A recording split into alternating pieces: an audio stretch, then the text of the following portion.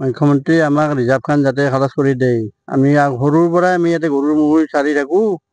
এতিয়া চব fishery বহাইছে, fishery বহাই ঘৰ বান্ধি পেলাই এতিয়া আমাক একদম বন্ধ কৰি দিছে চব। গৰু এটা উঠবাই নোৱাৰে, হাঁহত দেখি যাবই নোৱাৰে, তাহোন চুৰ কৰি খায়। কি মানুহ এইবিলাকে? চব মিয়া মানুহ। মাটি বহুত মারছি, রিজার্ভখান বন্ধ করতে একেবারে। রিজার্ভ বন্ধ, হালমারা, বরকানা সব ফিচারি হয়ে গেছি, দখলত ধরছি রাহুল। ঘর বন্ধাইছি, সব ঘর বানাইছি। এটা কি কব সরকার? এটা আমাক উঠাব লাগে। গতিকে আমি ঘূৰি মুৰি যাৰ কাৰণে খুব অসুবিধা হৈছে, গতিকে তাক উচ্ছেদ কৰিব লাগে। ৰিজাৰ্ভখন লাগে আমাক, উচ্ছেদ কৰি বেদখল মুক্ত কৰিব লাগে। সমগ্ৰ অসমতে মাননীয় মুখ্যমন্ত্ৰী ডাঙৰীয়াৰ নিৰ্দেশত চৰকাৰী ভূমিসমূহ উচ্ছেদ কৰি আছে, বেদখল মুক্ত কৰি আছে। যিখিনি চৰকাৰী ৰিজাৰ্ভ হয় বা PGR ভিজাৰ এইবিলাক ৰিজাৰ্ভবিলাক আৰু খাচ মাটিবিলাক যিবিলাক উচ্ছেদ কৰি আছে, এই উচ্ছেদ কৰি থকাৰ সময়তে কিন্তু বৰপেটা জিলাৰ অন্তৰ্গত সৰ্থেবাৰী ৰাজচক্ৰৰ অন্তৰ্গত পূব প্ৰান্তত অৱস্থিত যিখিনি জাগা মানে শালমাৰা, বালিপাৰা, নকুচি এইখিনি জেগাই বৃহত্তৰ এৰিয়া, এইবিলাক ৰিজাৰ্ভ বৰকাপলা, এই ৰিজাৰ্ভখিনিত কিন্তু এতিয়ালৈকে উচ্ছেদ অভিযান চলোৱা বা সেনেকুৱা ধৰণৰ ব্যৱস্থা গ্ৰহণ কৰা আমি দেখা নাই।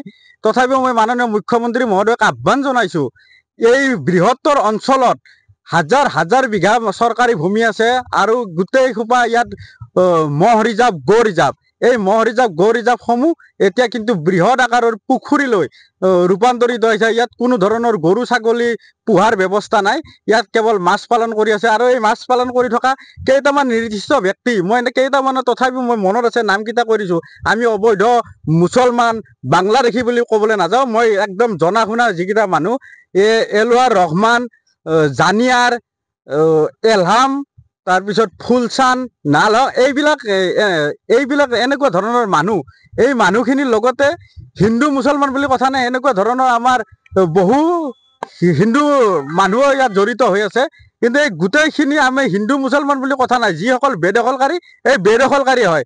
আমি মাননীয় মুখ্যমন্ত্ৰীক পুনৰ আহ্বান জনাইছোঁ, এইসমূহ ৰিজাৰ্ভ যাতে বেদখল মুক্ত কৰি আমাৰ ওচৰে পাজৰে 10-12খন গাঁৱৰ যিবিলাক পশুপালক আছে, গো পালক আছে, এই পশুপালন কৰি জীৱিকা নিৰ্বাহ কৰি আছে, সেইসকল পশুপালকক যাতে গৰু চৰণীয়া পথাৰখিনি মুক্ত কৰি যাতে পশু চৰাই জীৱিকা নিৰ্বাহ কৰিবলৈ ব্যৱস্থা কৰি দিয়ে, এইটোৱে মাননীয় মুখ্যমন্ত্ৰী মহোদয়ৰ ওচৰত আমাৰ আহ্বান।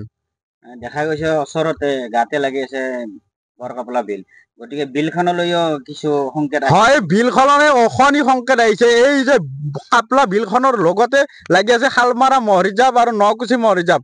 শালমাৰা আৰু নকুচি মহ ৰিজাৰ্ভত যিখিনি অবৈধভাৱে বেদখল কৰি আছে, যিকেইজনে ঘৰ বান্ধি আছে, সেই ঘৰ বান্ধি থকা লোকখিনিতেই আমাৰ এই অসমৰ ভিতৰত যিখিনি কুখ্যাত ব্যক্তি জন্মগ্ৰহণ কৰিছে বুলি ক'ব লাগিব। তাতে যিবিলাক মাফিয়া, মানে ইয়াত ট্ৰাক অপহৰণ কৰাৰ পৰা অসমৰ ডাঙৰ যিটো চুৰি কাৰ্য, 2 কোটি টকা চুৰি কাৰ্যৰ ঘটনা ইয়াতে হৈছে, এইখিনিৰ লগত মানুহে জড়িত হৈ আছে। আৰু অত্যন্ত পৰিতাপৰ কথা, বিলটোৰ কাৰণে ভাবুকি এইকাৰণে আহিছে, যিটো সময়ত মানে ঠাণ্ডাৰ সময়ত, জানুৱাৰীৰ এনেকুৱা সময়ত তাৰমানে পৰিভ্ৰমী চৰাই আহে, আৰু এই পৰিভ্ৰমী চৰাইবিলাক সেইখিনি জাগাৰ মানুহে ফান পাতি ইয়াত পৰিভ্ৰমী চৰাই প্ৰত্যেক দিনে 10,000 12,000 পৰিভ্ৰমী চৰাই নিধন কৰি আছে। এই ক্ষেত্ৰত কিন্তু বন বিভাগেও অত্যন্ত গুৰুত্ব সহকাৰে লৈছে ঘটনাটো।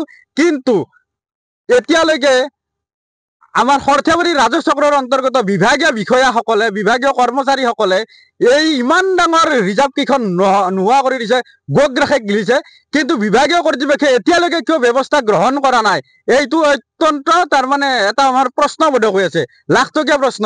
মোৰ বোধহয় বিশ্বাস কৰোঁ যে ইয়াত ডাঙৰ ৰাজনৈতিক ষড়যন্ত্ৰ এটা জড়িত হৈ আছে।